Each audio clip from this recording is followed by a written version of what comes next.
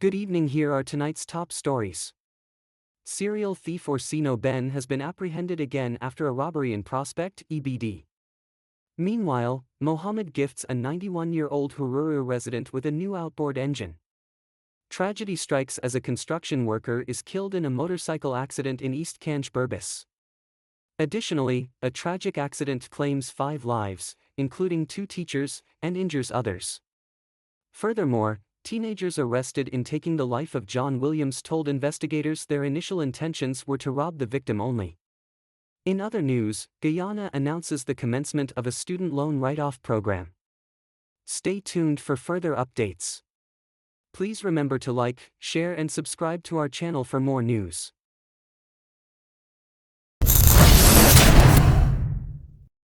Serial thief Oro Ben apprehended again after robbery in Prospect, EBD. In another turn of events, notorious serial thief Oro Ben found himself on the wrong side of the law once more after committing a robbery in Prospect, East Bank Demerara, earlier today. While specific details surrounding the incident are still forthcoming, swift action by vigilant residents resulted in his capture. Ben, whose name has become synonymous with criminal activity, has a history of run-ins with the law. Notably, his demeanor during his apprehension in October 2022 sparked a flurry of social media memes. At that time, Ben had recently been released from prison for robbing a woman in Providence, EBD, when he was caught red-handed stealing car mirrors from a vehicle belonging to a female New Building Society staff member. With Ben's latest arrest, authorities hope to put an end to his ongoing criminal activities and bring a sense of safety and security back to the community.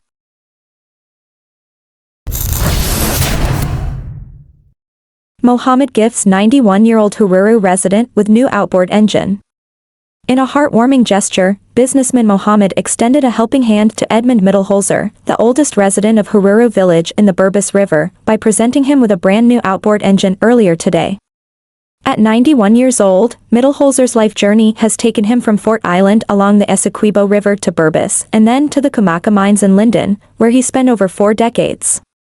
Eventually, he settled in Heruru, where he has continued his livelihood through farming, fishing, and hunting to support himself and his family. However, his faithful outboard engine, which had served him for years, recently stopped working, and despite efforts to repair it, it was beyond repair. Touched by Mittelholzer's plight, Mohammed decided to step in and make a difference in the elderly man's life by presenting him with a brand new engine. The generous gesture has brought renewed hope and purpose to Mittelholzer, who is now equipped to continue pursuing his passions of fishing and providing for his family with a sense of gratitude for the kindness shown to him in his time of need.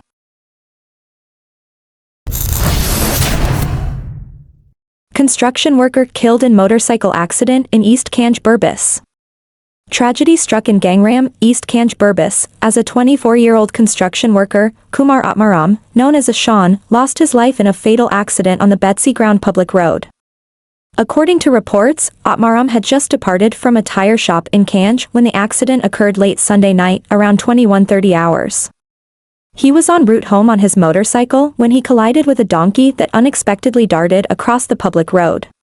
The grieving mother, Pamela Partab, 52, residing in Adelphi village, recounted the harrowing events leading to her son's untimely demise. She expressed profound sorrow over the tragic loss, emphasizing the shock and devastation felt by the family. Following the collision, Atmaram was promptly rushed to the New Amsterdam hospital, where medical personnel pronounced him dead upon arrival. His body currently awaits a post-mortem examination to ascertain the exact cause of death.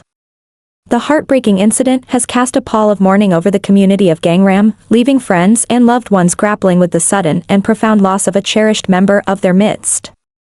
As investigations into the accident continue, residents are reminded of the importance of road safety measures to prevent such tragedies in the future.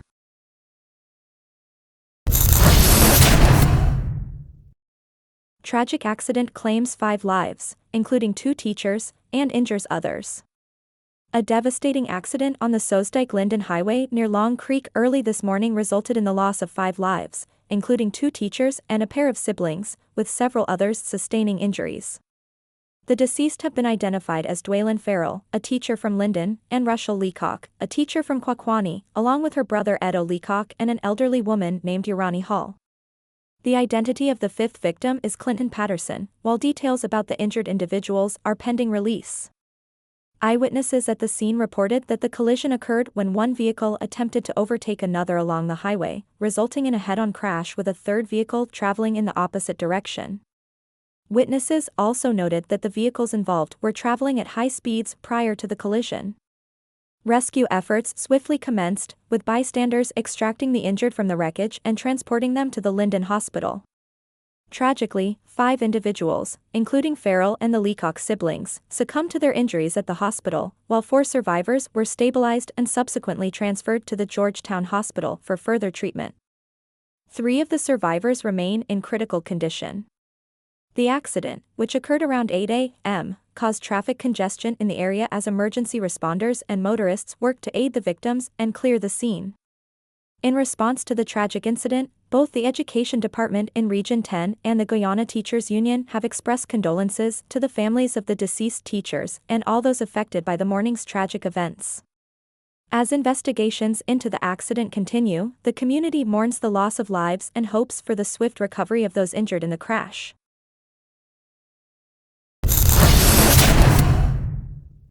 Teenagers arrested in taking life of John Williams told investigators initial intentions was to rob victim only. 2 teenagers, apprehended in connection with the fatal stabbing of 33-year-old John Williams at the Route 44 minibus park in Georgetown, have informed investigators that their intention was to rob the victim, not to cause his death. According to police reports, Williams, a machine operator from Lot 102 Martyrsville, Mon Repos, East Coast Demerara, was stabbed to death around 9:15 p.m. on Saturday at Commerce Street in Georgetown, between Longden and Water Streets. The suspects involved in the incident include 19-year-old Daniel Badley of 102, Kwamina Road, Baturverwagting, ECD, along with 2 students aged 14 and 15. Witnesses stated that Williams was walking north on Water Street with a green haversack on his back before turning east onto Commerce Street, where he was approached from behind by the 3 suspects. Allegedly, the 15-year-old suspect held onto Williams' haversack, prompting Williams to resist. In response, one of the other suspects stabbed him in the left upper chest with a knife, causing him to fall motionless to the ground. Emergency medical technicians were called to the scene, and Williams was pronounced dead upon examination by a doctor from the Georgetown Public Hospital Corporation. The victim was found wearing a white jersey, white vest, black long jeans, and brown steel-tip boots, with the green haversack still on his person. Upon processing the scene, police observed apparent bloodstains on the victim's jersey and on the ground. Subsequently, 2 of the suspects, aged 14 and 15, were arrested, while efforts are underway to apprehend the 3rd suspect. During the arrest of the 15-year-old suspect, a green-handled knife was discovered in his possession, which was marked, sealed, and lodged by the police as evidence. As investigations continue into this tragic incident, authorities are working to piece together the events leading to Williams' untimely death.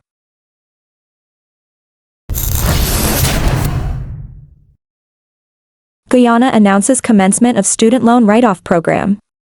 In line with the commitments outlined in the 2024 national budget, Finance Minister Dr. Ashni Singh announced on Monday the initiation of Phase 1 of the student loan write-off program.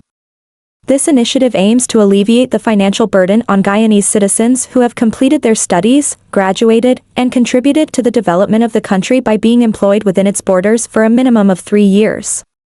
To qualify for the loan write-off, individuals must provide evidence of 156 contributions made to the National Insurance Scheme (NIS), demonstrating their sustained employment in Guyana. This criterion applies to both public and private sector employment. Dr. Singh, speaking in a televised address, emphasized that approximately 13,000 Guyanese citizens are expected to benefit from this first phase, resulting in the government writing off up to $11 billion in student loan debt. He underscored the government's commitment to fostering a society where all citizens have access to opportunities for productivity and well-being, while simultaneously addressing inequalities in education, health, and social services. The initiative marks a significant step towards fulfilling the People's Progressive Party Civic (PPP/C) government's pledge to make tertiary education free by 2025. President Dr. Irfan Ali previously affirmed the government's intention to gradually implement this policy, starting with the elimination of outstanding loans owed by graduates of the University of Guyana, UG. In addition to providing relief to students burdened by loans, the government's actions signal a departure from previous policies that imposed travel bans on individuals with outstanding student debts. Vice President Dr. Barrett Jagdeo estimated earlier this year that the UG debt write-off could potentially amount to $18 billion, reflecting the government's commitment to prioritizing access to education and supporting the nation's skilled workforce.